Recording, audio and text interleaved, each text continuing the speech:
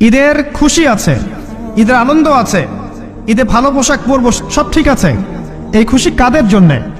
কদ আফলাহা মান তাযাক্কা ওয়া যাকারা ইসমা রাব্বিহি ফাসাল্লা। কার জন্য ঈদের খুশি? যে ব্যক্তি রমজান মাসে আত্মশুদ্ধি অর্জন করতে পেরেছে, রোজা রেখেছে, যাকাত দিয়েছে, নামাজ পড়েছে, লাইলাতুল কদরের রাত জেগেছে, তারাবি পড়েছে, ইত্যাদি ইত্যাদি।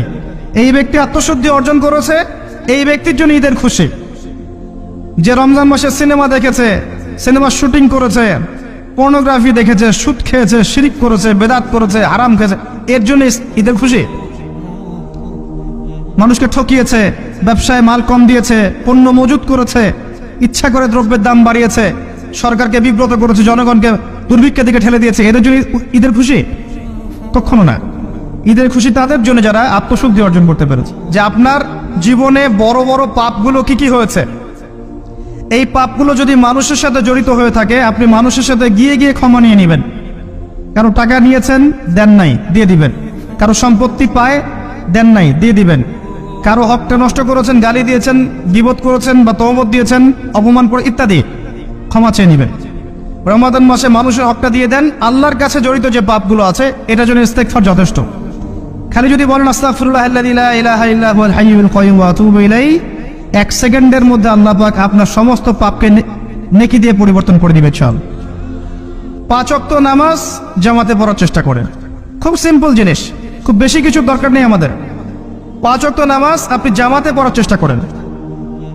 বাসার থেকে ওযু করে বের হবেন, প্রত্যেক পদক্ষেপ হাঁটবেন, আপনার একটা স্টেপে একটা করে গুনাহ মাফ হবে, একটা নেকি লেখা হবে, মর্যাদা বাড়িয়ে দেওয়া হবে। একে 10 দিয়ে গুণ করা হবে, রমজান মাসে আরো 70 দিয়ে গুণ করা হবে। ফজরের নামাজটা জামাতে পড়লেন, নামাজটা জামাতে পড়ার পর আপনি বসে থাকবেন, কিছু সময় জিকির আজগার তাসবিহ তাহলিল পড়বেন।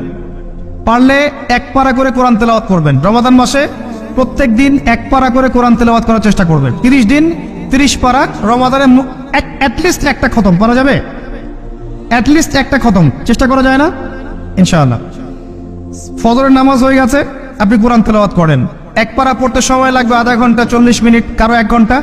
এরপর সূর্য উঠে যাবে, উঠে গেলে পরে আপনি 2 রাকাত ইশরাকের নামাজ পড়বেন, নামাজটা পড়ে বাসায় যাবেন। আল্লাহর নবী বলছেন সাল্লাল্লাহু আলাইহি ওয়াসাল্লাম, আপনার আমল নামায় একটা কবুল হজ, একটা কবুল ওমরার নেকি লেখা হবে ইনশাআল্লাহ। এবার রেস্ট করেন, বাসায় গিয়ে রেস্ট করেন। যখন ঘুমাবেন তখন ঘুমের সুন্নাহগুলো আদায় করেন।